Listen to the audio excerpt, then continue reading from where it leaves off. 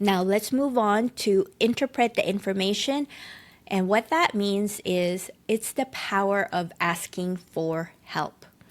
This is how you can get help from your outer world. And I talk about the outer world as well in the Thriving Mindset video. So I invite you to check that portion out of that video. Just know that your inner self is not telling you that you're a failure.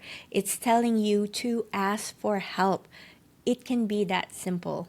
When you fail, when you're emotionally dysregulated, when you feel your ADHD is too much, it could be that your inner self is telling you that not that you're a failure, but you must ask for help.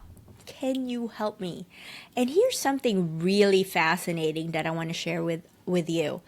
Our bodies produce oxytocin, a chemical that enables us to ask for help or support from others. You probably heard of oxytocin, which is the love hormone. It's a hormone, a chemical that is produced by our brain. But what scientists also found out is this same chemical in our brain is the reason why we can ask for help. It gives us the ability to actually ask for help because research shows that people who have low oxytocin have lower ability to ask for help. People with autism have been shown to have lower oxytocin. That's why it's harder to ask for help. Not all spectrum of autism have that trait, but researchers have seen that some people with autism have that trait of lower oxytocin, so the ability to ask for help becomes hard and a struggle. And I think that's very fascinating because what that means is that we actually have a natural mechanism that proves that asking for help is part of our design, that our ability to ask for help is biologically in us. We were born with it. We were born to ask for help. But again, these are one of those things where our limiting beliefs set in because at some point when we were growing up, our parents, our friends, our loved ones who felt that they were doing the right thing told you, don't ask for help. Just do it yourself. And then you start internalizing and thinking, yeah, I shouldn't ask for help. Okay, fine, I'll do it myself. Even though your inner self is telling you, ask for help. Even though your oxytocin is accumulating and telling you, ask for help. But your limiting belief and the belief of whether it came culturally or the belief that came from your family, your parents, or the belief in your society that you don't ask for help, that's what we are because that means you're courageous or you're self-sufficient, you're independent, so you don't.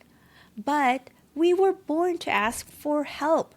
That's how you can get help from your outer world, by asking for help that we were built for, that we were born with. And help can come from your outer world. The question here is, can I help myself? If the answer is no, right now, I really need help, but somehow I don't think I can do this alone, then we need to ask help from our outer world, from others. And the help from our outer world can be from your village. The support from safe family and friends, therapists, and tools like AI, those are your village. I have the word safe here. That's very important because when you're asking for help from your village, your support system, you want to find people who are safe. Even though they're family, they might not be safe individuals. I've had the unfortunate event where one time I was having a mental health crisis and I approached a family member, a relative that I thought was a safe relative, but she ended up not being, and it caused me to spiral some more. That was a failure on my part to identify who are the safe and non-safe people in my life. Then I use that data to say, okay, I use that information. Next time, I won't approach that person because that person now I know is not a safe person for my mental health issue, and identify someone else who would be. So luckily, I have other friends and therapists that I can go to who are really safe people that would understand when I'm having a mental health issue. So they are part of my village. Another part of your outer world is your environment. So you can ask for help from your environment. And what I mean by that is set up your environment to make you productive, not distracted. In our community, in our classroom tab, I have tips, tools, and resources on how you can make your environment be productive, not distracted. In our simplified productivity course, I talk about setting up your environment for success. Also, another environment that we have is our phone. In some of my examples, doom scrolling is a way for us to flee as a flight response to our emotions. So if we can set up our phone in a way that would minimize the chances of us doom scrolling, the better. That's why in our community, I have that mini course for phone system setup. And the goal is not to pitch that course to you, but just to tell you how those kinds of system, even a phone system, could really benefit for your emotional regulation. And with your environment, you try to reduce friction. I talk about that too in the Simplified Productivity course. That course is free. So when you go there, I explain what friction versus fuel is and how friction is one of your major tools that you can use. A brief description of friction is something that stops you from doing something. So take out that friction, and then it's easier for you to act. So check out that video in our Simplified Productivity course about friction versus fuel to learn more how to reduce your frictions. Now, let's talk about how to use tools and support. Apply breathing techniques, meditation, grounding tools, medications if needed, or other resources to address your needs. I will have more of that information in future videos. Right now, one thing that I would highly recommend is reading this book titled Good Anxiety, Harnessing the Power of the Most Misunderstood Emotion by Dr. Wendy Suzuki. She is an expert in her field as a neuroscientist. So I highly recommend it. It has 40 strategies to make anxiety work for you. Also, it contains many somatic grounding tools like breathing exercises, meditations, and other things to manage your emotions, especially anxiety. This is my Amazon affiliate link. I'm obligated to say that I may earn a tiny commission when you use my link.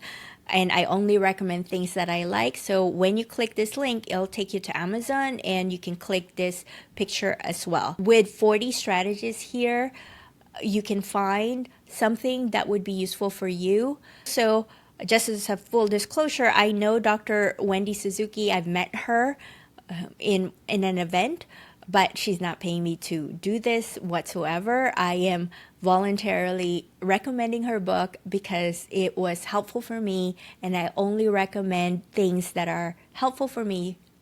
Hopefully it helps you as well. To recap, the HAA tool, or the tool, is hear, acknowledge, and act. So remember, the next time you feel emotionally dysregulated or you feel your ADHD brain is too much, remember the HAA tool. Remember to take a deep breath.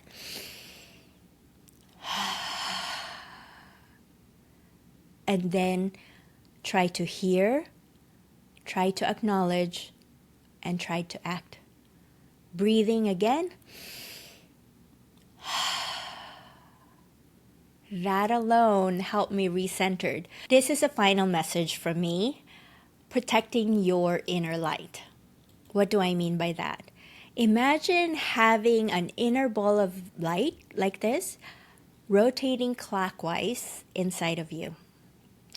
It might feel small now, but as you practice the thriving mindset, it grows larger until it surrounds your being like a protective shell from the pain you feel from the outer world. You feel you're in constant battle because you are.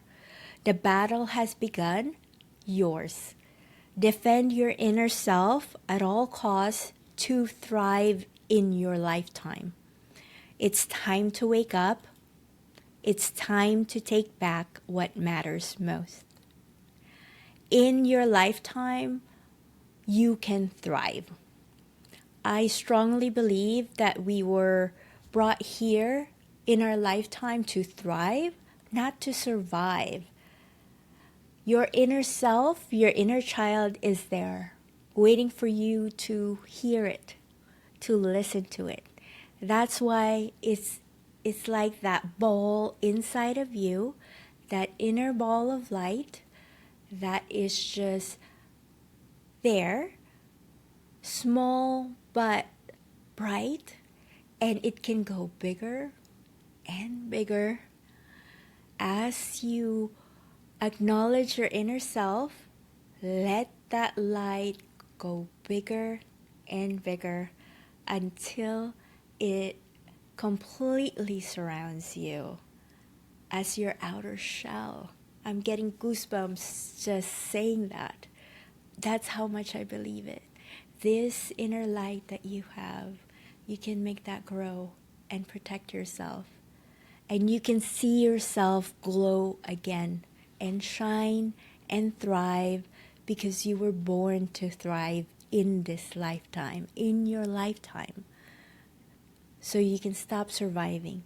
That's not how we were meant to live. You were meant to thrive. And remember, if you have any questions, if you want to chat more about this, please feel free to post it inside our Thriving ADHD Mompreneurs community or reach out for accountability support in our community. You can find those support systems in our classroom tab. The Thriving ADHD Mompreneurs community is here for you. I'm here for you. Thank you, and I appreciate you.